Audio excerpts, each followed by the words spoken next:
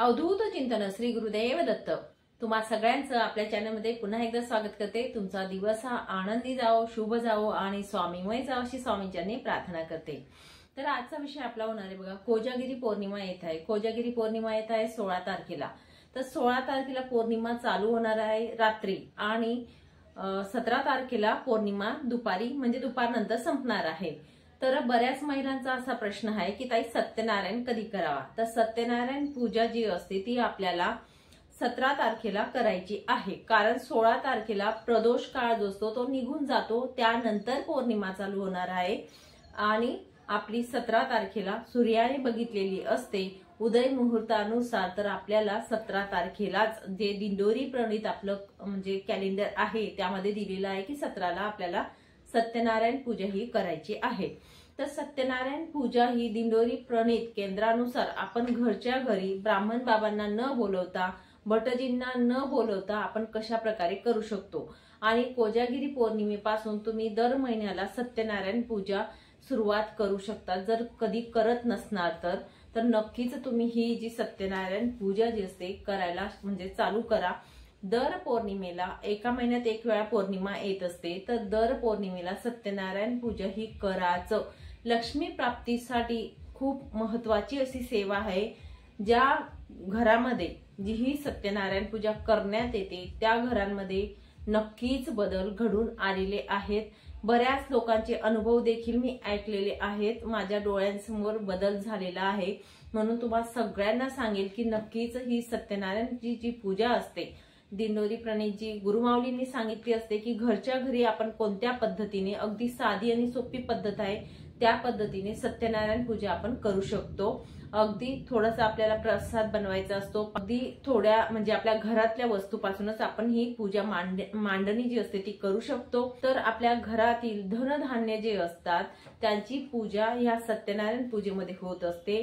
गहू जसं आपलं झालं, तांदूळ झाले, तर हे धान्य पूजन म्हणजेच काय, भगवान विष्णू हे आपलं जे असतं आयुष्य असतं ते चालवत असतात। आणि असं बोललं जातं बघा, ओकलेलं खावं पण टोकलेलं खाऊ नये, बरोबर। तर आपण जे किराणा भरत असतो तर तो टोकलेला असतो एका प्रकारे। तर आपल्या घरातील जो काही आपलं जेवण म्हणजे किराणा असू द्या, कुठल्याही गोष्टी, लक्ष्मी माता असते ती चंचल असते, तर ती स्थिर न राहणे। घरातला आपण किराणा भरत असतो एका महिन्याचा, तो महिना संपायच्या आधी सर्व म्हणजे संपून जातो किराणा।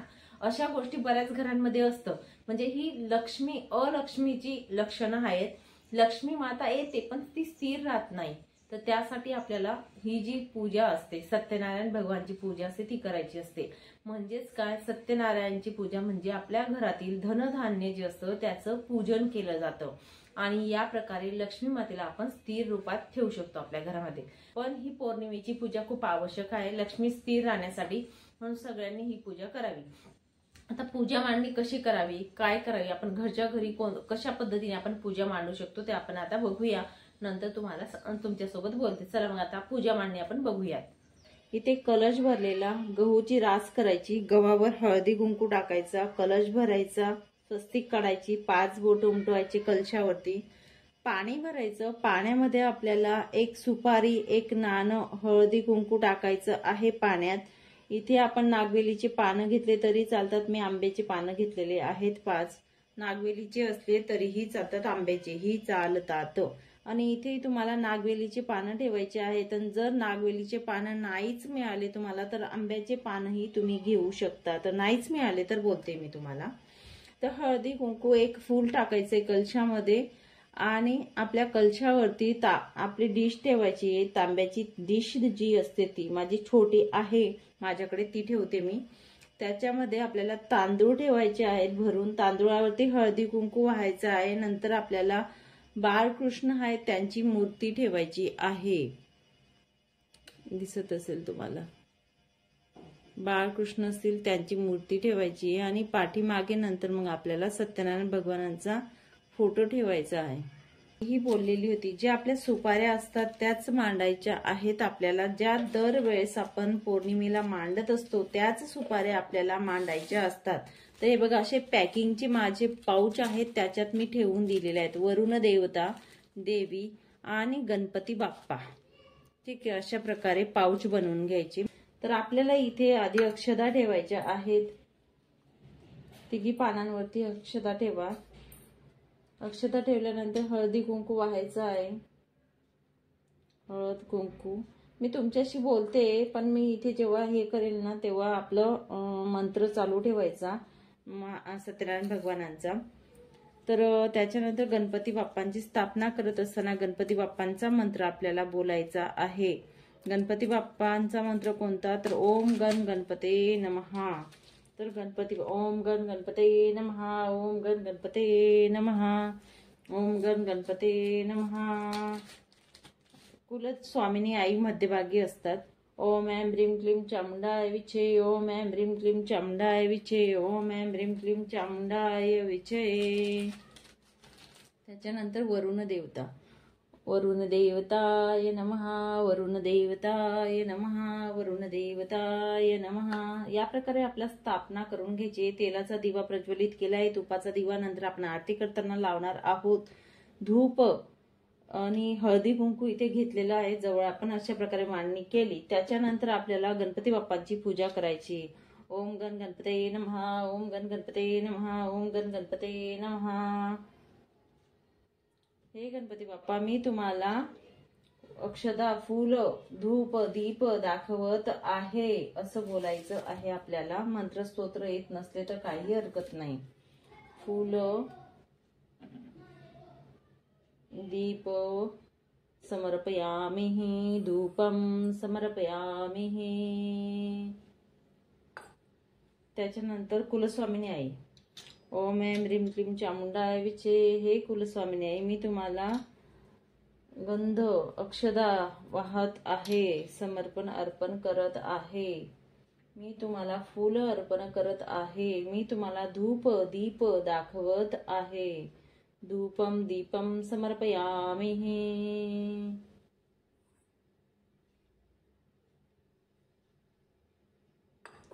हे वरुण देवता, मी आपल्याला हळदी कुंकू अक्षदा अष्टगंध वाहत आहे।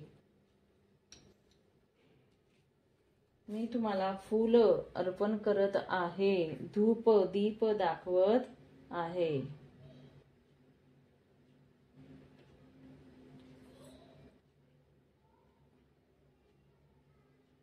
नंतर आपल्याला बाळकृष्णांची पूजा करायची आहे।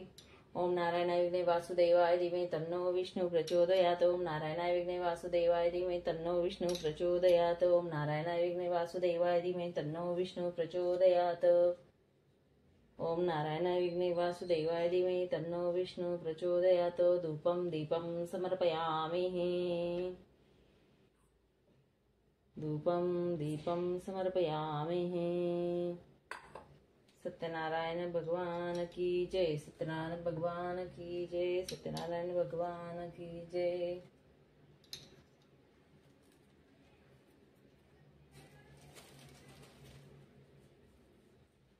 समर्पयामि,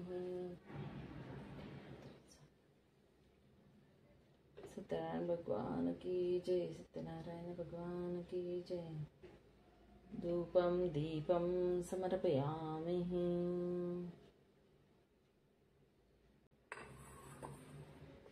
आता याच्यानंतर आपल्याला नैवेद्य दाखवायचा आहे। नैवेद्य आपल्याला साखरेचा दाखवायचा आहे। आता आपल्याला तिघी देवांना साखरेचा नैवेद्य आणि मात्र सत्यनारायण भगवानांना रव्याचा नैवेद्य, थोडासा शिरा बनवायचा आहे। त्या दिवशी मी नक्कीच बनवेल। आता मी दुधाचा नैवेद्य दाखवणार आहे तुम्हाला दाखवण्यासाठी। ज्या दिवशी आपण सत्यनारायण पूजा करणार त्या दिवशी थोडासा आपल्याला रव्याचा नैवेद्य बनवायचा आहे, लक्षात घ्या। इथे पाण्याचं भरीव मंडल काढायचं आहे। नंतर तिथे गणपती बाप्पांना नैवेद्य ठेवायचा मंडलावरती।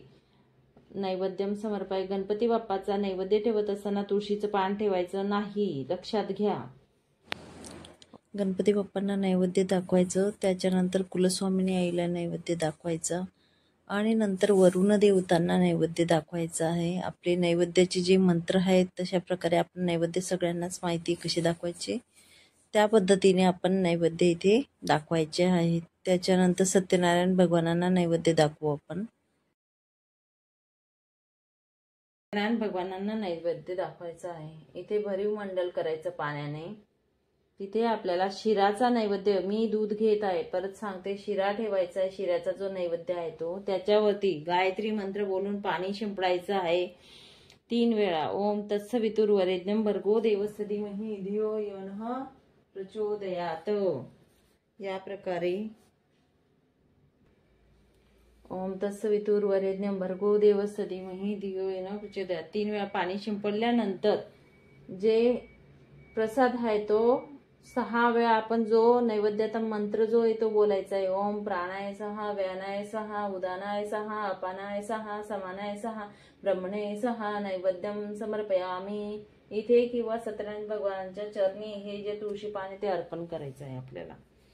अशा पद्धतीने आपल्याला पूजा करायची आहे सत्यनारायण भगवानांची, अशी मांडणी मांडायची आहे, हे लक्षात घ्या. त्याच्यानंतर आपल्याला 5 अध्याय जे आहेत ते वाचन करायचे आहेत. नंतर आपल्याला सत्यनारायण भगवानांची जी आरती आहे ती आरती म्हणायची आहे. आणि नंतर मग आपण जो प्रसाद ठेवलेला असेल शिऱ्याचा तो आपणच ग्रहण करायचा आहे. फक्त घरातल्या लोकांनी ग्रहण करायचा आहे, बाहेर कुणालाही तो प्रसाद देऊ नका. अशा प्रकारे आपल्याला सत्यनारायण भगवानांची पूजा करायची आहे. इथे मी तुम्हाला सांगेल की इथे आंब्याच्या डगळ्या जे असतात 4ही कोपऱ्यांना लावायचे आहेत. त्या दिवशी मी नक्कीच लावेल, ज्या दिवशी पूजा मांडणी करेल त्या दिवशी. आंब्याचे जे डगळे असतात ते इथे 4ही बाजूंना मिळाले तर नक्कीच लावा. नसेल मिळाले तर नाही लावले तरी चालेल, काही हरकत नाही. पण असले मिळाले तर नक्कीच आपण लावायचे आहे. रात्रभर पूजा मांडणी अशीच ठेवायची. दुसऱ्या दिवशी सकाळी उठून सत्यनारायण भगवानांची पूजा करायची आणि उजव्या हातात तांदूळ घेऊन हा मंत्र बोलावा आणि त्या अक्षदा पूजेवर टाकाव्या. त्यानंतर पूजा मांडणी आपण उचलून घ्यायची. बालकृष्णाची मूर्ती अक्षदा टाकायच्या आधी, तांदूळ टाकायच्या आधी देवघरात ठेवावी. नंतरच हा मंत्र बोलून आपण ज्या अक्षदा असतात त्या पूजे मांडणीवर टाकाव्या. तर अशा प्रकारे आपण घरच्या घरात ही सत्यनारायणची पूजा आपण करू शकतो. मानव जे जीवन आहे आता खूप धावपळीचं जीवन आहे, कलियुग आहे, नोकरी वर्ग असतो, त्यामुळे भटजी बोलवा आणि मुहूर्त बघा, तिथी बघा आणि मग सत्यनारायण पूजा करा. त्यापेक्षा एवढा वेळ एवढा काळ कोणाजवळ नसतो. पण पौर्णिमेच्या दिवशी नक्कीच ही पूजा आपण घरच्या घरी करू शकतो. अगदी आपण एकटे जरी राहिलो तरी देखील ही पूजा करू शकतो. फक्त तुम्हाला सांगितल्याप्रमाणे की जो प्रसाद असतो तो फक्त आपल्या घरातल्यांनी ग्रहण करायचा आहे, बाकी कुणाला द्यायचा नाहीये. थोडासा जो शिऱ्याचा आपण प्रसाद बनवत असतो या पद्धतीने आपण पूजा करू शकतो. प्रदोष काळानंतरच ही पूजा केली जाते. यथाशक्ती तुम्ही सकाळी पूजा मांडणी करून ठेवा ड्युटीवर जात असणार तर, आणि संध्याकाळी देखील तुम्ही पूजा केली. नुसते 5 अध्याय आरती वगैरे घ्या. जो जेवणाचा नैवेद्य असेल तो सुद्धा तुम्ही दाखवू शकतात आणि दुसऱ्या दिवशी उचलून घ्या ड्युटीवर जायच्या आधी. दर पौर्णिमेला ही पूजा करा, नक्कीच तुम्हाला बदल जाणवतील. या पौर्णिमेपासून तुम्ही सुरुवात करा. जर केली नसेल तर, किंवा केली पण असेल तर पुढच्या पौर्णिमेपर्यंत नक्कीच तुम्हाला खूप प्रकारे म्हणजे बदल घडून येतील तुमच्या घरामध्ये. फक्त एवढं सांगेल की दर पौर्णिमेला करायचा प्रयत्न करा. पौर्णिमा जर गेली तर नंतर आपल्याला पुढच्या पौर्णिमेला करायची असते. आणि जर तुम्हाला चालत नसेल, मासिक धर्म वगैरे असेल, सुत्तक मध्ये किंवा विधीमध्ये चालणारच नाही, पण मासिक धर्म जर तुमच्या घरात जर करणारा दुसरा व्यक्ती असेल, जर तुम्हाला मासिक धर्म आलेला असेल महिलांना, तर तुमच्या घरी जर करणार असेल तर त्यांना करू द्या, तरी देखील चालत. असं काही हरकत नाही, करू शकतात ही पूजा. फक्त सुत्तक विधी असेल तर तुम्ही करू शकत नाही आणि पौर्णिमेलाच केली जाते ही पूजा. या पद्धतीने तुम्हाला पूजा करायची आपल्या घरातल्या घरात. आणि फळ देखील तेवढंच म्हणजे खूप महत्वाचे फळ मिळत असतं.